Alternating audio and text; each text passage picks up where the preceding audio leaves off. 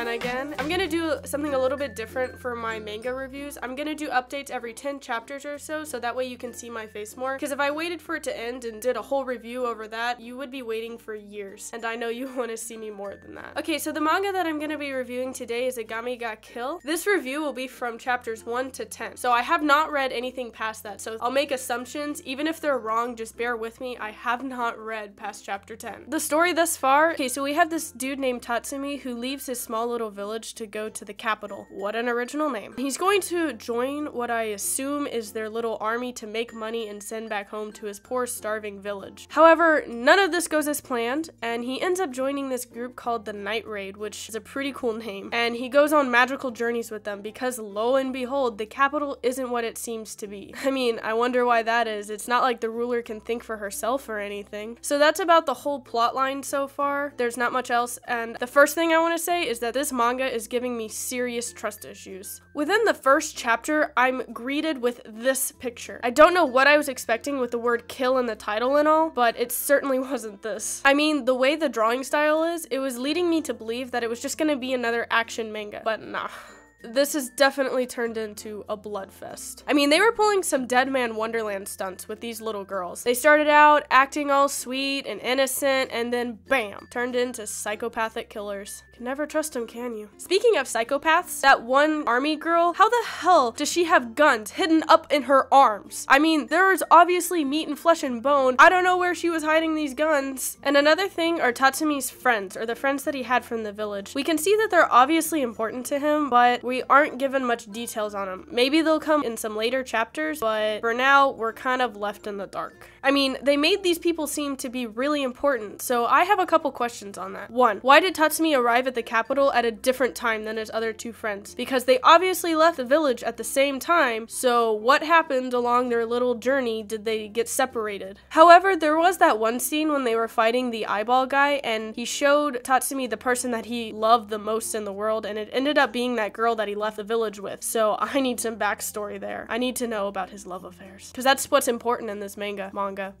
Yeah, another thing I was really confused about was Leon. I think that's how you pronounce her name. The first image that we have of her is a human, and then all of a sudden she's this animal thing. I just kind of took it as fact, like, okay, this is happening, that's cool. It was later explained that these are in fact weapons called taigu, and there's 48 of them. So we have a long story ahead of us. Another thing is, I found it kind of odd that somehow all of the members of Night Raid, except for a few, had these taigu weapons. I mean, the story made it out to be that these weapons were really hard to be compatible with, so somehow almost all of the members of Night Raid have these weapons. Kind of fishy. Another thing I noticed is that this manga doesn't really focus on backstories a lot. It was all like, yep, okay, she's a world-class assassin, yeah, she killed people as a child, yeah, she was a hated child, etc., but it never gave us more than half a page of explanation to their backstory. It felt really lacking to me. We finally got to know one of the characters, Sheila. She had more than half a page of backstory, and I really grew to love her, but then this happened.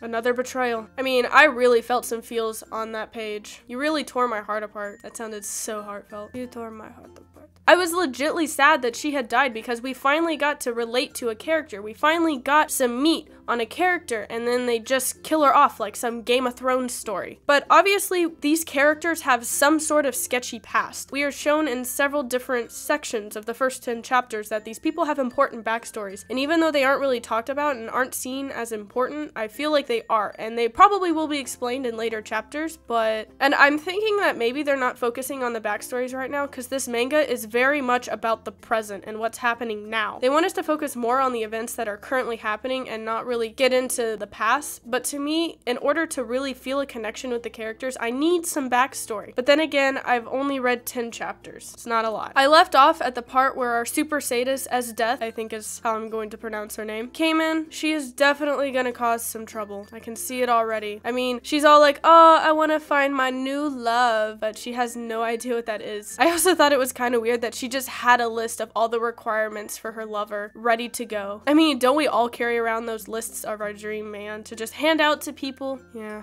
No. Alright, well that's basically all I have for you for the first 10 chapters. I'm sorry for my voice. I am suffering from major allergies right now. On a scale of 1 to 10, I'm gonna currently give this about a 6 because there's a lot of plot holes for me, even though we're only 10 chapters in. We'll see if it gets better. The drawings are really good, the story's really nice, and I will definitely keep reading, so that's always a plus. Thank you for your time. I will hopefully come out with the next 10 chapters for Akame Ga Kill soon. Guess what? We got a Twitter for the Squid Squad, so you can follow a Twitter, an Instagram, and my anime list. Thank you for watching again, and if you liked the Squid Squad review, you should definitely subscribe to the Squid Squad channel. Say that 3 times fast. I think I'm also going to be doing Boku no Hero Academia and maybe some other ones, but Boku no Hero Academia for sure. See you soon, maybe, hopefully.